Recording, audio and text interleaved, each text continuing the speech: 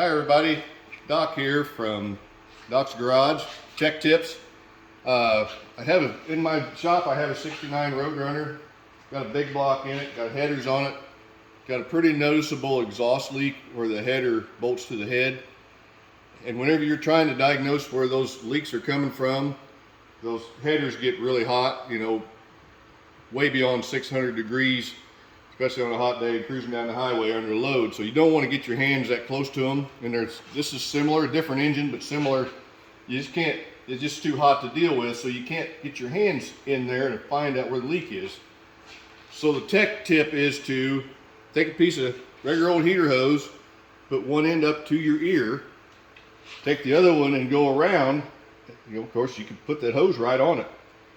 But you can go down through there, and if it's leaking, you will find it.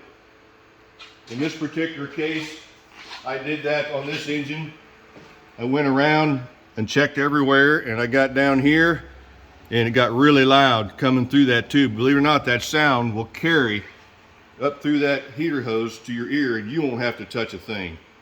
So it's huge in finding out where you're diagnosing it correctly. Anyway, hope that helps somebody.